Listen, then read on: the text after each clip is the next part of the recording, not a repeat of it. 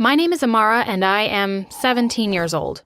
But I seem to be the only one who believes that. Don't get confused just yet. I'll tell you everything, and I'm sure you'll agree with me too. Before you do that, though, click subscribe and like this video. I might just appear in your dreams tonight if you don't. Okay, let's go. I remember that I was 15 when my parents relocated to America from India. My dad was quite rich, so we lived in the richest neighborhood in the city, and I was attending the most expensive high school. My parents gave me and my little sister everything we wanted, but my little sister got more because, well, she was my dad's favorite. I was 3 years older, but she was smarter. I envied her when she got all the praises, but I was more interested in partying and shopping with my friends. One time, I was at a party when I had an exam, and my dad called me and said, "If you don't do well in school, I'll not include you in my will." Let's just say I failed so bad that I had to change schools. My new school was cooler than the first. There were hotter boys and sassier girls. If I didn't come from a rich home, I would have felt like a loser, but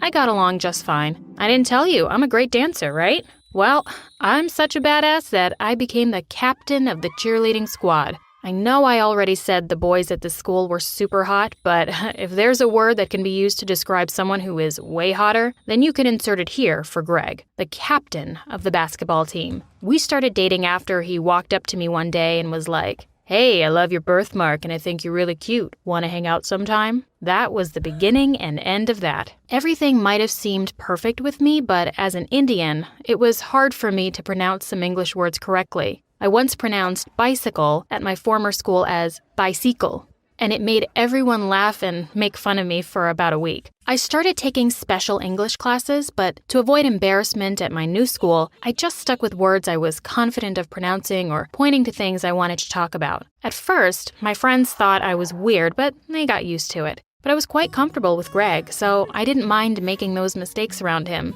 as he seemed like he didn't care about it. Greg and I spent a lot of time going to the movies, arcades, and live concerts. We were almost inseparable. In fact, you can't see me anywhere and not find him close by or something. We were the perfect couple, and everyone wanted their relationship to be like ours. Once, while we were hanging out, I told him I would like to live with him on a remote island and have twins with him. The thought of a life without Greg in it always made me cringe. Then, a new girl showed up. Her name was Lucy, and she was very pretty. You can call it jealousy, but on her first day of school, everyone in class was like, "Ooh, she's so hot," and it made me uncomfortable. One day, she came up to me and said, "Hi, Amara, I heard you're the cheerleading captain. When can I come for tryouts?" I wanted to tell her that we weren't open to new intakes, but I saw a chance to make life a bit miserable for her, and I took it. I gave her the hardest stunts, but she killed it. She even asked me if that was all I've got. I was angry, but not as mad as when I heard the others in the changing room saying that she was better than I was. I was sitting with Greg one afternoon, and then she comes over and says, "Hi, Greg, I'm a huge fan of yours. Can I take a picture with you, please?" Of course, Greg didn't say no, and he even asked me to take the picture. She kept holding on to him like he was her boyfriend. I couldn't take it anymore, and I told her to get her hands off him. She started crying like I was the monster, and Greg hugged her and apologized. She made faces at me as he did, and that was when I realized that she was probably sent from hell to take everything from me. Greg and I were supposed to see a movie one evening, but he canceled and said he was having a family hangout. I was bored and didn't want to stay home, so I asked my friends if we could hang out, but they said Lucy had already invited them for karaoke at a bar. I decided to join them since I wanted to see why Lucy was so great and I no longer was. I drove to the bar and noticed Greg's car was parked outside. I parked opposite the bar and called him, but he ignored all my calls. The next thing, he came out of the bar holding Lucy by the waist, and they were laughing like lovers. I got out, and when Greg saw me, he froze. I started walking towards them when a drunk driver knocked me into oncoming traffic. I got hit by a second car that kind of crushed my skull, and I became unconscious. That was what led me to my coma. I remember when I first woke up. I thought I had just woken up from a deep sleep, but I had all this medical stuff on my body and my family were excited. I asked how long I had been unconscious, and they told me 13 years. I was already 30. I cried and tried to catch up with everyone. My little sister was done with college and had just landed a high-income job. Even in my condition, I still felt envious. The doctors were thrilled and informed my parents that they would let me go when they were done with some tests. But the next day, I could no longer speak, and I slipped back into a coma and never woke up again. Well, until now, 20 years later. Did you know that someone can wake up from a coma for a day or two and then go back? Now you know. You're welcome. So, how did I wake up again? Everyone, including the doctors, was about to give up on me because they felt I would never wake up again. Then my sister remembered I loved listening to music, so she got me some headphones and put them on me. I don't remember much about my coma, but I heard a familiar song playing and I followed the sound. Amazingly, I opened my eyes. The doctor said my brain rewired itself over the years till the connections were enough for me to wake up, but my sister still believes music woke me up. Did you also know that people waking up from a coma and speaking a foreign language fluently is an actual thing? Yeah, it's called bilingual aphasia. It happens when one area of the brain that knows a language is damaged, and meanwhile, another area remains untouched. I could hardly speak my native language, and when my sister kept talking to me in our language, I couldn't respond. I spoke to her in English, and I was shocked at how fluent I was. I tried pronouncing the words I used to find difficult, and it was so easy. My parents weren't there, and when I asked, I found out they had died 5 years back. My dad had left me a lot of money, but most of it had gone into my hospital care. My sister was married and had 2 grown kids. She looked way older than I remembered her, and I even mistook her for one of the nurses when I first woke up. At that moment, I felt so bad for envying and resenting her over the years, because she ended up being the only one who stuck by me through the years. I was discharged from the hospital after a few weeks and placed under therapeutic care at home. So I went home and the first thing I did was to look in the mirror. I almost jumped out of my skin when I saw my reflection. This isn't me. Tell me it's not true, I said. I had the body of a 47-year-old, but my thoughts were just like when I was 17. Well, I told my therapist about it and she called it post-coma. I didn't believe her until I showed up at my niece's 16th birthday party and tried to do cool stuff. Her friends seemed impressed and gathered around me to ask me how I could act and talk like I was 17. They found me quite interesting. Everything had changed from what I used to remember. First, my favorite band was no longer together and they were much older. There was nothing like a Walkman or a Game Boy anymore. They were all replaced with some things my sister calls iPods and PlayStations. Everything was different and it was a lot to take in at once. I once asked my sister's teenage daughter if I could use Netscape Navigator on her phone, and she laughed after telling me she didn't know what that was. She was kind enough to show me how to use the current browsers today and the popular social media platforms too. Then one day, I saw my niece watching something on her phone and I was interested. It was a video about a girl in a coma on My Story Animated channel. I got so interested in the channel that my niece jokingly said, "Maybe you should send your story to them too." I bought the idea and contacted them immediately. They were thrilled to hear my story. Plus, here's a secret, I'm afraid that I could wake up tomorrow and not even remember who I am anymore. So this story you are watching is like my open diary too. I was curious about how Greg must have turned out, but my sister didn't have much to tell me. She just said that he stopped visiting me at the hospital after a year. I was mad that despite being the cause of my coma, he could only visit for a year out of 30. After stalking him on Instagram for a while, I found out where he worked and I decided to visit him. When I arrived at his office, I wasn't let in because I didn't have an appointment and I didn't want him to know it was me. So I hung around for a bit for when he would be going out for lunch and I followed him. But when I approached him, he wasn't Greg, it was someone else. I was stalking someone else on Instagram all this time. After looking for him for weeks, one day my sister said, "I found Greg, but promise me you won't do anything stupid." I gave her my word, and she told me I could find him at a coffee shop that he visited every morning.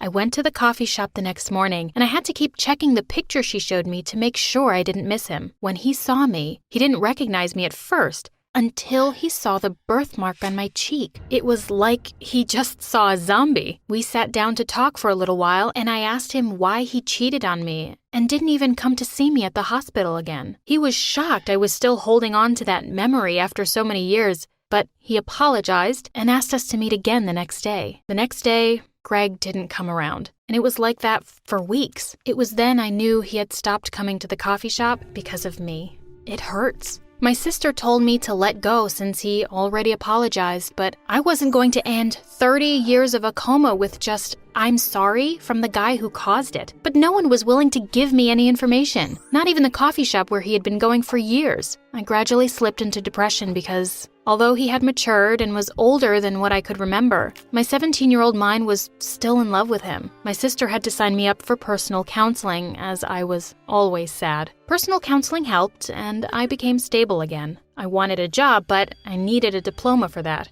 Going back to school at my age was the last thing on my mind. I couldn't imagine being in the same class with students half my age and being older than most of my teachers. But I decided to go for it anyway. On my first day in class, some of my classmates thought I was their new instructor, but when they saw I wasn't, they didn't make a fuss of it like I thought. In fact, some of them started calling me their surrogate mom away from home. It feels weird to be referred to as an elder when you know you aren't, but I wasn't going to ruin anything and tell them, "Hey guys, I'm actually 17. I just have this old body. You won't understand. If there's anything I can't stand, it's being called crazy." I was already getting over my obsession with Greg when I was at a coffee shop and I saw someone who looked like him. He was laughing with a pretty woman and it looked like they had a thing. He kept touching her hair and it felt like when I had caught him with Lucy. I didn't want to go over and embarrass myself like the last time, but the resemblance was too striking. I walked over to him and touched his shoulder. When he turned to look at me, it was him.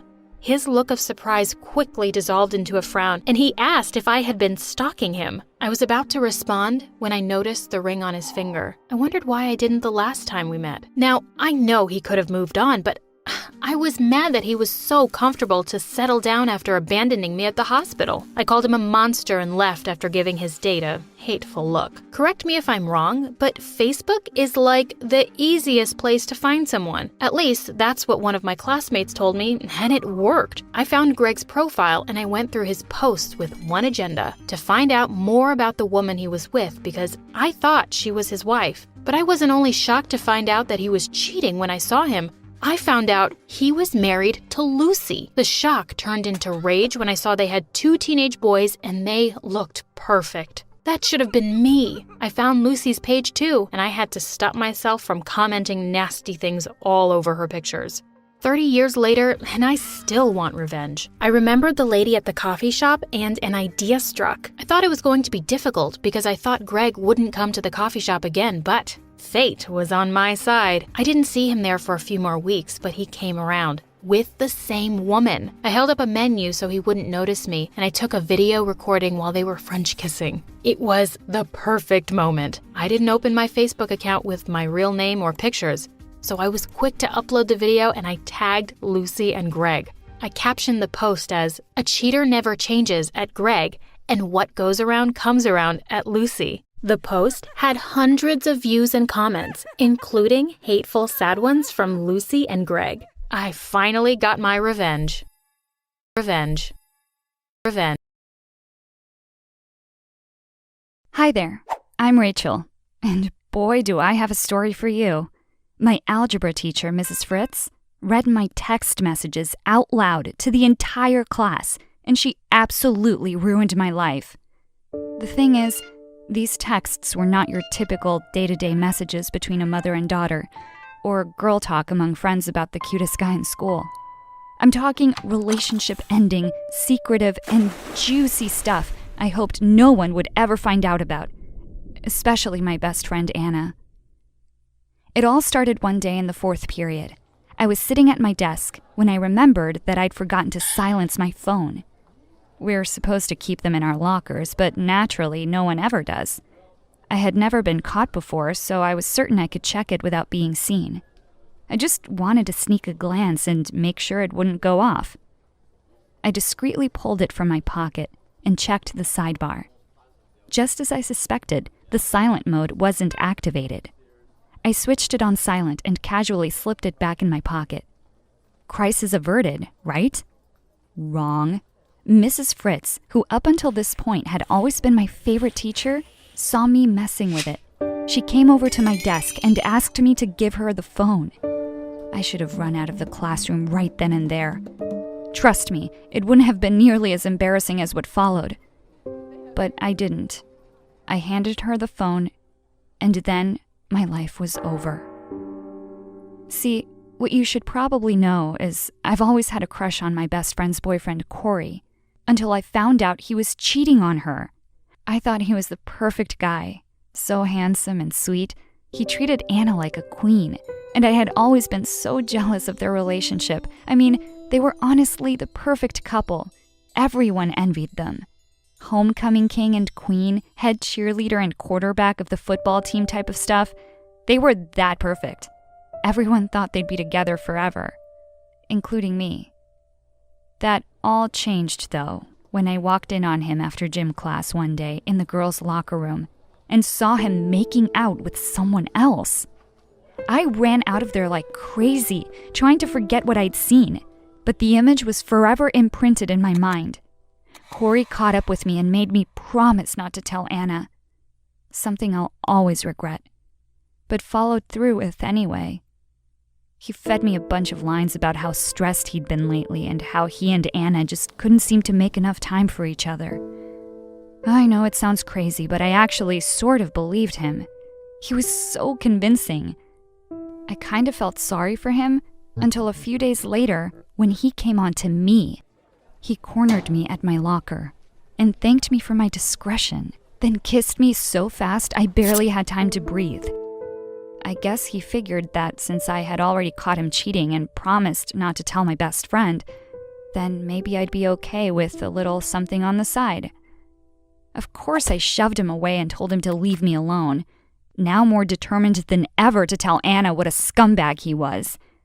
And yet, I never could muster up the courage. I mean, she would hate me. Best friends aren't supposed to keep secrets from each other, especially secrets like these. I was really hoping she'd find out on her own, catch him in the act sort of thing. Then I wouldn't have to be the bearer of bad news. Anna and I hung out dozens of times after all of this, and I never said a word. My guilt was eating me alive, but I couldn't tell her. Whenever I saw her and Corey together, I literally wanted to puke, but I had to keep the ruse. There was no turning back now. I had come to be pretty good at hiding the truth. Well, that was before Mrs. Fritz snatched my phone and ruined everything. "Let's see what couldn't wait," she announced to the entire class after taking my phone, and then clicked on the last message I received, which was from Corey. My classmates heard everything, and I really do mean everything, including Anna, who was sitting right behind me. I didn't dare turn around. She found out about my feelings, how disgustingly perfect I always thought they were, how much I used to like Corey, what happened in the locker room, and how I promised not to tell. And the kiss. I was mortified. While she was reading the message, Mrs. Fritz herself looked shocked, probably wondering how I could do such a thing. I looked at Anna, and her face was red. She seemed angry, and like she was about to cry. I will never forget the look she gave me in that moment. She must have felt extremely betrayed. I couldn't take it anymore. I ran up to our teacher and tried to grab my phone out of her hand, pleading with her to stop, but she kept on reading. How could a teacher be so cruel? I mean, didn't she understand that every word was just adding to my humiliation? The boys in the class were laughing at me. The girls were whispering in between gasps. She gave me back my phone the moment Anna left her seat and stormed out of the classroom. The damage was already done. My big secret was out. I knew in my heart that there was no way I would ever recover from this. As you can imagine, my little fourth period incident was the talk of the school. It didn't blow over quickly like I hoped it would. It only intensified. Anna refused to speak to me, and Corey was on to the next girl in no time, almost as if Anna had never existed. My other friends couldn't trust me either, and I ate my lunch alone in the art room. It was a terrible way to spend the last few months of our senior year. But what could I do? Nobody wanted to be around.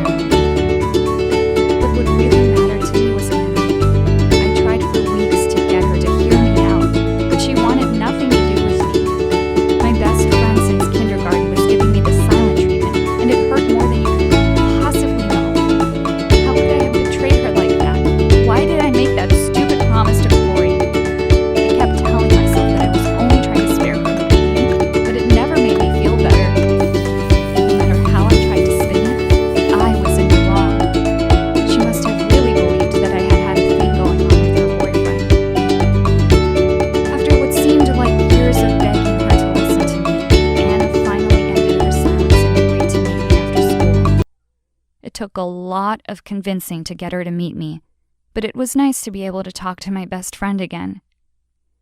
I broke the ice by admitting how sorry I was and told her everything about the exchange with Corey in the locker room.